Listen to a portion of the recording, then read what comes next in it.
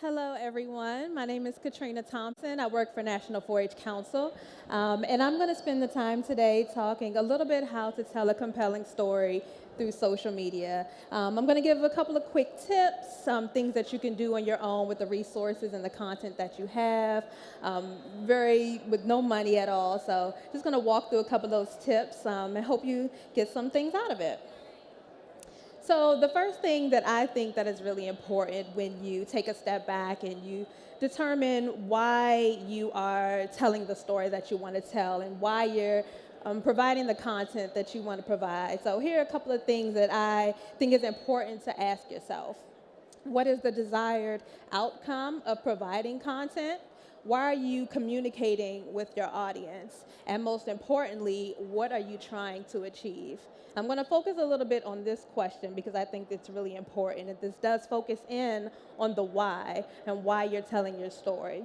So there are a couple of reasons why you may want to tell your story or something you may want to get out of sharing that content. So maybe you are looking to build awareness of your organization or your brand. You want people to know who you are and what you do. Maybe it's relevance. So people know who you are, but you want to position yourself as a top leader in your particular space. You want people to keep you top of mind when they think about that particular service that you provide or your brand. Is it engagement? You want to be able to do outreach to your audience, have conversations with them, get to know them, know who they are, how they feel about your brand, and why it's important to them. Leads. You want to be able to build a database or build a circuit of people that you know can potentially purchase your product or give you business or things like that. And then finally, what's really important, and the most important of all, is revenue. You want to be able to bring in the dollars. You want to be able to bring in business, and you could do that through social media. So one of the things that you can do when you are trying to figure out how to tell that story, you want to take a step back and you want to plan. And so these are some of the things that you may want to think about when you're planning the content that you want to put out. You want to first think about the objective, which is your why, and that is what is your overall purpose. So an example of that could be you want to build awareness of your product, build awareness of your organization, or an event or a campaign you may be running. What is your goal? So what do you want your end results to be? So maybe you want to increase your business by X%. Maybe you want to increase your social media followers by a certain percentage. Or you may want to increase views to your website or to your blog. Your goal can be very different depending on what your brand is or what your business is, but these are just some examples to keep in mind. You may want to also think about your strategy. So what is your plan for reaching your goal? So maybe you're going to develop high quality content for digital promotion. This is a very important thing, and we'll go deeper into that a little bit later. And then finally, we want to think about our tactics. So what actions will you take? Maybe you're going to develop social media posts, you're going to pitch to local media outlets, maybe you're going to write some blogs. So any of these things can be tactics and ways that you can help to build your brand and build awareness of who you are and tell that story. So now we've talked a little bit about your brand and how to plan for how you're going to tell your story. So let's dig a little bit deeper into your audience and your channels. So who is more likely to listen and where are they paying the most attention? So at National 4-H Council, we did do a number of surveys and some research to determine who our audience is. And what you'll see here are a couple of buckets of audiences that you may or may not use when marketing your organization or your brand. And when you think about your audience, these are the people who are your strongest advocates and supporters, and they are the folks who will influence your objectives. So we're going to start from the beginning with parents. So we know parents are looking for opportunities for kids, whether it's opportunities to learn something new or opportunities to participate. And when doing our research, we also learned that mom, in some cases, not all cases, but mom is the decision maker when it comes to giving. Youth are looking for fun, lighthearted content that they can engage with.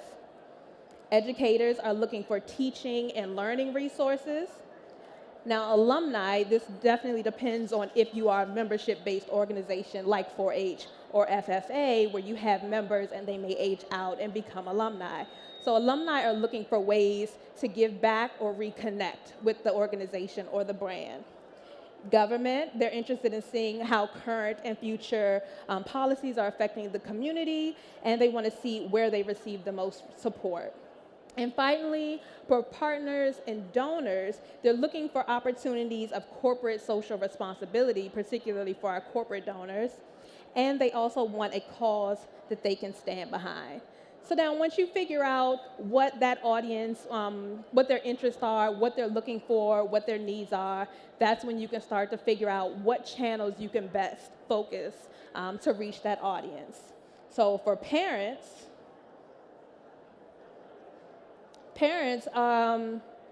Facebook. We know that Facebook is where parents and moms are. It's a great platform for them to recognize their kids.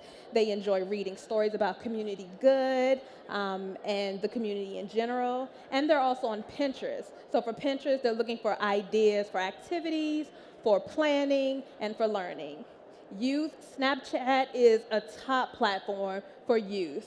It's an exclusive platform for interactions. They have complete control over their content and who sees it, and it creates new age conversations. So we know nowadays kids may not necessarily be texting, but they're sending back and forth Snapchat messages. So that's one thing to keep in mind if youth are your primary audience on social media. And of course, Instagram as well, where it is photo driven. Educators, for us, we did look at Twitter, because they're looking for the latest news in education and learning. And then Pinterest, and there are ideas for activities and learning and planning as well. For alumni, Facebook is a top platform here because it's all about nostalgia. It's a way for them to talk about their time at that university or their alma mater or at that organization. And it's also a great place to read more about what that organization is up to and read other community news. And Instagram can serve that same purpose. For government, Twitter is a top platform here. It's a thought leader platform. This is where you will find all of your experts. And they also do a lot of constituent listening here as well. And they're also looking for local and national news. For partners and donors, this can be a little unique where you can use all of these platforms, whether it's Facebook, Twitter, LinkedIn, Instagram, Pinterest, Google+, Snapchat. You can use all of those platforms as a way to attract new supporters, to show current donors where their money is going or what it's backing, and then to thank those who do give to your organization.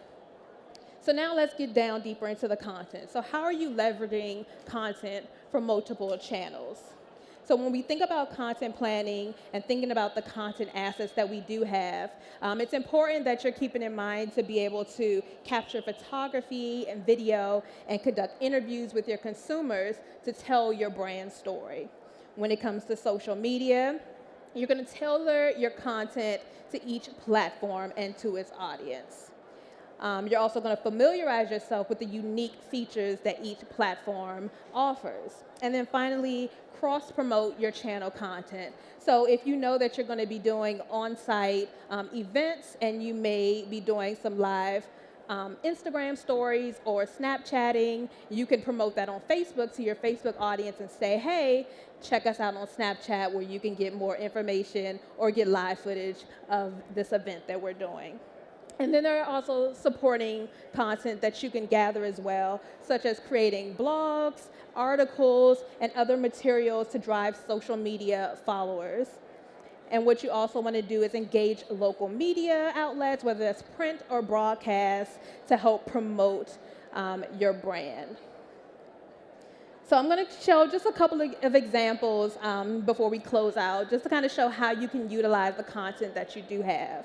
So when you're thinking about social media and branding yourself, you have social media headers and avatars that you want to keep consistent. These images are used to represent your brand across all channels.